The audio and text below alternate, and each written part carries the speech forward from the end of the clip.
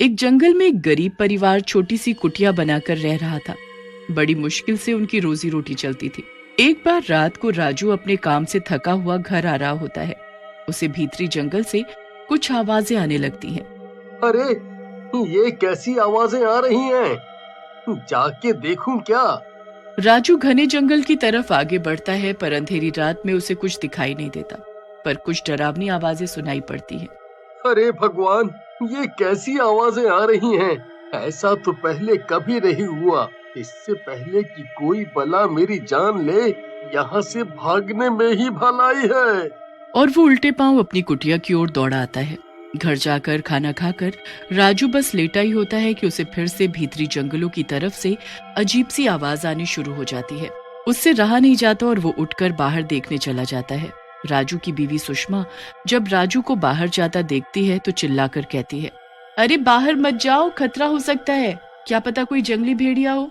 इतने सालों से हम यहाँ रह रहे हैं, पर ऐसी आवाजें कभी नहीं आई। आज कुछ अलग ही अंदेशा हो रहा है। इतना कहकर राजू आवाज की तरफ आगे बढ़ जाता है। धीरे धीरे वो घने जंगल में घुस जाता है। तभी उसे आवाज आती है। वो थोड़ा और आगे बढ़ता है और तभी उसकी एक अजीब से चेहरे पर पड़ती है, जिसकी दो बड़ी बड़ी आंखें और एक बहुत बड़ी मूंछ होती है। राजू घबरा जाता है और वो वहीं बेहोश हो जाता है। अरे सुबह होने को आई, राजू अभी तक आई क्यों नहीं? कहीं उन्हें किसी जंगली जानवर ने? नहीं, ऐसा नहीं हो सकता, मैं खुद जाकर देखती हूँ। सुषमा राजू को आवाज देती हुई ढूंढने निकल पड़ती है। वो अपने पति को ढूंढते हुए घने जंगलों में जाती है। तभी वो बेहोश राजू को देखकर हैरान हो जाती है और जोर जोर से चिल्लाने लगती है। उसके चिल्लाने से जंगल के पक्षी इधर उधर उड़ने लगते हैं और राजू की आंखें खुल जाती हैं। राजू होश में आते ही ढूंढने लगता है कि रात को आने वाली आवाज कैसी थी। अरे तुम क्या करने आए हो इस जंगल के अंदर? क्या ढूंढ रहे हो? तभी राजू की नजर एक एक्सीडेंट हुए हेलीकॉप्टर पर पड़ती है, जो टूटा फूटा वहाँ पड़ा था। राजू हेलीकॉप्टर के अंदर घुसता है। अरे कुछ बताओगे, कहाँ घुसे चले जा रहे हो? बस मनमानी करते रहते हो। चुपचाप मेरे पीछे पीछे आओ। वो जैसे ही हेलीकॉप्टर के अंदर चढ़ रहा होता है, तभी हेलीकॉप्टर अचानक से हिलने लगता है। धड़ धड़ धड़ धड़। तभी किसी की आवाज आती है, दूर हो जाओ यहाँ से, दूर हो जाओ।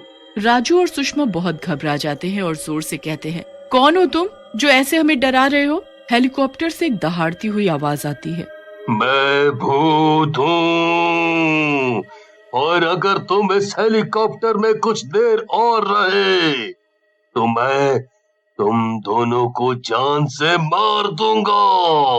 अपनी भलाई चाहते हो तो यहाँ से चले जाओ। राजू और सुषमा बहुत डर जाते हैं और वहाँ से चिल्लाकर घर भाग जाते हैं। सुषमा बहुत चालाक होती है। वो घर आकर सोचती है और राजू से बोलती है, सुनो, मुझे क्या लगता है कोई हमें वहाँ से भगाने के लिए डरा रहा होगा, वरना सोचो कि टूटे फूटे हेलीकॉप्टर से कैसा डर। पागल हो गई हो क्या? मरना है क्या तुम्हें, जो हम उसमें जाकर रहेंगे? तुमने देखा नहीं वो कितना अजीब सा हेलीकॉप्टर है, हम उसमें कैसे रहेंगे? अरे वैसे भी आपको घर से इतना दूर घने जंगल में जाना पड़ता है सब्जियां और फल लाने के लिए। अगर हम उस हेलीकॉप्टर में रहेंगे तो हमें कोई दिक्कत भी नहीं होगी, सब कुछ पास में ही मिलेगा। और यहाँ पर रात में कोई भी हो, जंगली भेड़िया आता है तो घर के अंदर घुस आता है, लेकिन वो हेलीकॉप्टर लोहे का बना हुआ है, कोई भी जंगली जानवर उस पर नहीं आ सकेगा और हमें भी खतरा नहीं होगा। फिर अगले दिन राजू और सुषमा दोनों ही सारे औजार लेकर उस हेलीकॉप्टर की मरम्मत करने घने जंगलों में चले जाते हैं। सुषमा उसे साफ करती है और जहाँ से हेलीकॉप्टर टेढ़ा मेढ़ा होता है या टूटा होता है तो राजू उसको ठीक कर लेता है। ऐसे करके राजू और सुषमा उस हेलीकॉप्टर को सही सलामत कर लेते हैं और उसमें रहने का बंदोबस्त भी कर लेते हैं। थक हार कर वे लोग सो जाते हैं उसी में। और तभी राजू के बेटे को अजीब सी आवाज आई। वो उठा और देखने के लिए आगे आया और पायलट की कुर्सी पर बैठ गया। तभी उसे एक डरावनी आवाज आती है, तुम ये सारे बटन देख रहे हो, इसको दबाओ। इसको दबाने से तुम्हें बहुत मजा आएगा और नए नए गाने भी बजेंगे। राजू का बेटा खुश होते हुए उन बटनों को छेड़ने लगता है। जैसे ही वो हरा बटन दबाता है तो एक आदमी के चिल्लाने की आवाज आती है। फिर वो पीला बटन दबाता है तो एक बुढ़ी औरत के चिल्लाने की आवाज आती है। शोर शराबे से राजू की आंख खुल जाती है और उस पर चिल्ला देता है और उसे सोने को कहता है। फिर अगली सुबह राजू काम पर चला जाता है और सुषमा भी घर का सारा काम करना शुरू कर देती है। आज मैं खाने में क्या बनाऊं? मेरे पास तो कुछ सामान ही नहीं है खाना बनाने के लिए, बच्चे भी भूखे हैं। तभी अचानक से उसके सामने सब्जियों से भरी टोकरी आ जाती है। सुषमा ये सब देखकर डर जाती है और सोचती है, ये अचानक से कैसे हुआ? ये टोकरी खुद से कैसे आई यहाँ?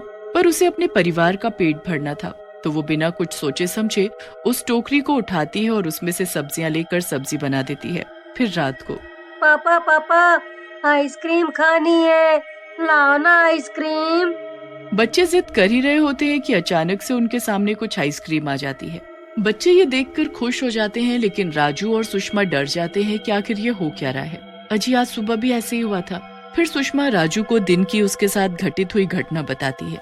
अब राजू के मन में लालच आने लगता है। हे हेलीकॉप्टर, अगर तुम मुझे सुन पा रहे हो तो हमें आज रात का खाने का सामान दे दो। तभी अचानक खाने का सामान उनके सामने प्रकट हो जाता है। पापा मुझे आसमान में उड़ना है। पागल हो गए हो क्या? आसमान में कैसे उड़ोगे? तभी हेलीकॉप्टर अचानक खुद से ही स्टार्ट हो जाता है और आसमान की ओर उड़ने लगता है। ये सब देख राजू बहुत खुश होता है। तुम कौन हो और हमारी इतनी मदद क्यों कर रहे हो?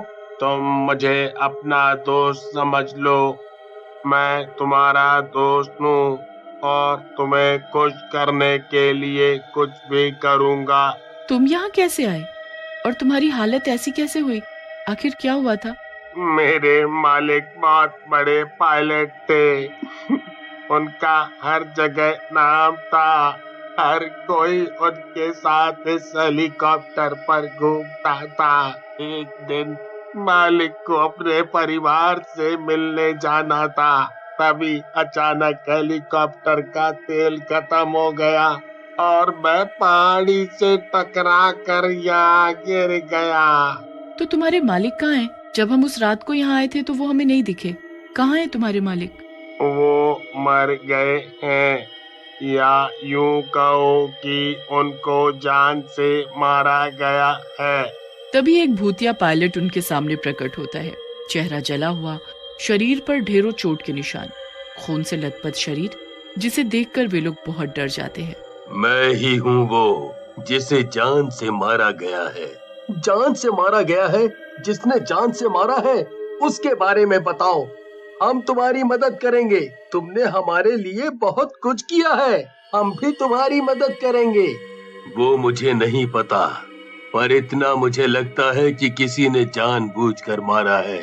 पर हम इस बात का पता कैसे लगाएंगे? क्यों ना हम एक काम करें, दिन के समय अगर हेलीकॉप्टर आसमान में उड़ेगा तो इसकी भनक किसी न किसी को तो लगेगी।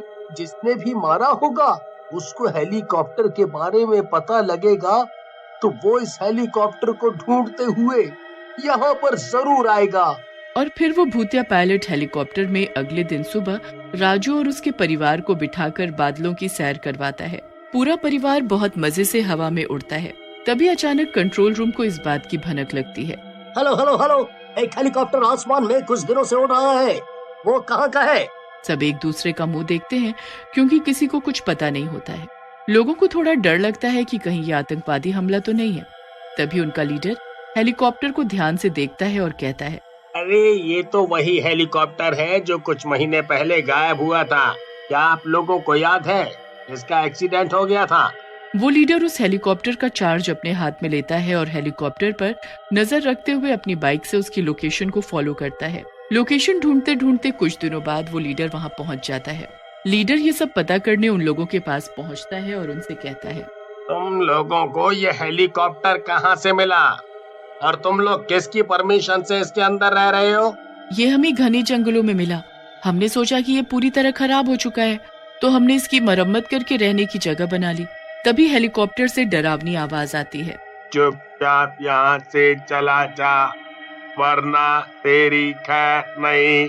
ये सुनकर लीडर के तो तोते उड़ जाते हैं और वो वहीं बेहोश हो जाता है। अब राजू और सुषमा उसके होश में आने का इंतजार कर रहे थे।